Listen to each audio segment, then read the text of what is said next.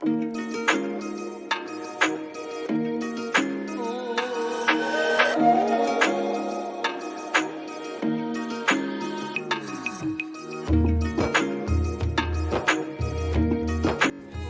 ଛତୁ, ପାଳ ଛତୁ, ଢିଙ୍ଗିରି ଛତୁ, ବଟନ ଛତୁ, এইଭଳି ବିଭିନ୍ନ ପ୍ରକାର ଛତୁ ତ ଖାଇଥିବେ, କିନ୍ତୁ এই ପାର୍ବଣ ଋତୁରେ ଯେଉଁ ପାର୍ବଣ ଛତୁ ଫୁଟିଛି, ବର୍ଷର ଥରେ ମାତ୍ର ଏ ଛତୁ ଫୁଟିଥାଏ।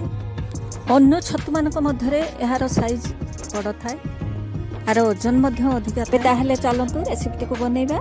କଢ଼େଇରେ ତ ତେଲ ନେଲି, ସେଠି ପାର୍ବଣ ଛତୁକୁ ପ୍ରଥମେ ହଳଦୀ ପାଣିରେ ଧୋଇଥିଲି, ତାକୁ ବି ମୁଁ ପରିଷ୍କାର ଭଲ ଭାବରେ କରିଦେଇଛି। ସେଥିରେ ଅଳ୍ପ ଲୁଣ ହଳଦୀ ଦେଇ ତାକୁ ପ୍ରଥମେ ମୁଁ ଏଭଳି ଭାଜି ନେଉଛି।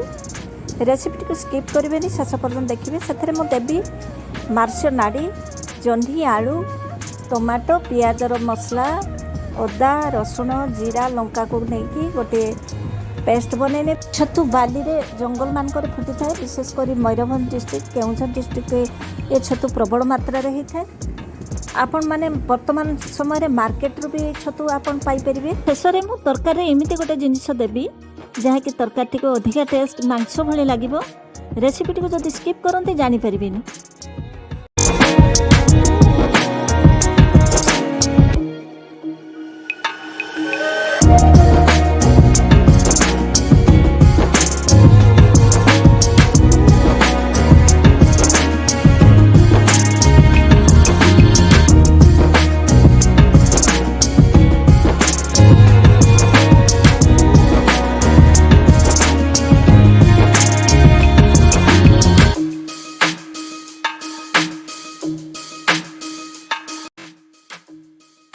ଏବେ ଆମେ ତେଲରେ ନେବା ଅଳ୍ପ ଟିକେ ଚିନି ଏଥିପାଇଁ ନେଉଛି ଟିକେ କଲର୍ ବନିଯିବା ପାଇଁ।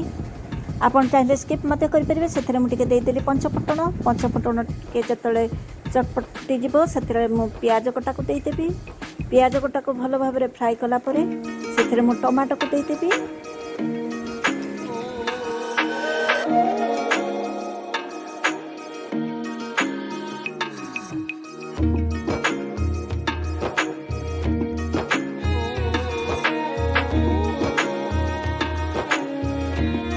ଏବେ ସେଥିରେ ଦେଇଦେବା ପେଷ୍ଟ, ଅଦା ରସୁଣ ଜିରାର ଗୋଟେ ପେଷ୍ଟ।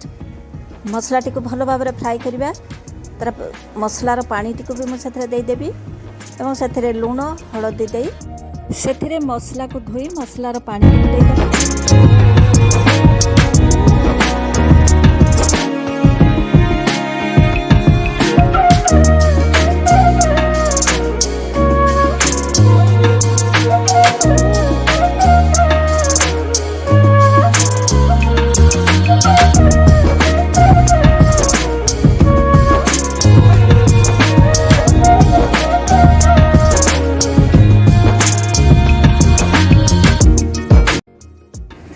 ଏବେ ସେଥିରେ ମୁଁ ଦେଇଦେଉଛି 2 ବଡ଼ ଚାମଚ ଦହି ଏଇଥିପାଇଁ ଦେଉଛି ମସଲାଟିକୁ ଗୋଟେ ୟୁନିକ୍ ଟେଷ୍ଟ ବନେଇଦେବ।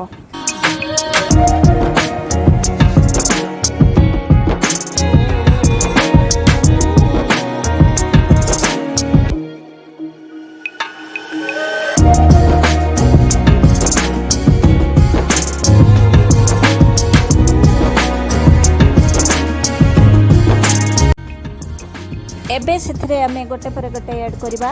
ପ୍ରଥମେ ଆଳୁ ଜହ୍ନି ମାରିସୁନାଡ଼ିକୁ ଦେଇଦେଲି, ତାପରେ ମୁଁ ଛତୁକୁ ଯେ ଫ୍ରାଏ କରି ରଖିଥିଲି ତାକୁ ବି ଦେଇଦେଇ ମସଲା ସହିତ ଏସବୁକୁ ମୁଁ ଭଲ ଭାବରେ ମିକ୍ସ କରିଦେବି। ଆଗରୁ ପାଣିକୁ ମୁଁ ଗରମ କରି ରଖିଥିଲି, ତାପରେ ପାଣି ମୁଁ ଦେବି। ମସଲାଠୁ ପାଣି 1 ଇଞ୍ଚର ରହିବା ଦରକାର, ଯେମିତି ତରକାରୀଟି ପାଣିଚିଆ ନ ବନିଯାଏ। ଆକୁ ଆପଣ ରୁଟି ଭାତ ସବୁଥିରେ ଖାଇପାରିବେ। ରେସିପିଟି ଯଦି ଆପଣଙ୍କୁ ଭଲ ଲାଗିଥାଏ ତାହେଲେ फ्रेंड्स रिलेटिव्स को शेयर करदेवे। चैनल को जब नुआ कर आसवे ताले सब्सक्राइब करदेवे। आउ कमेंट करके जनइबे रेसिपीटी आपन केमती लागला, आपन कोठी थाई ये रेसिपीटी को एंजॉय करछन ता मध्ये जनइबे। आमे आपन को सेति पई थैंक्स ते जणै परिबो। रेसिपीटी को शेष पर्यंत वाच करथिबारु थैंक्स। Bye bye.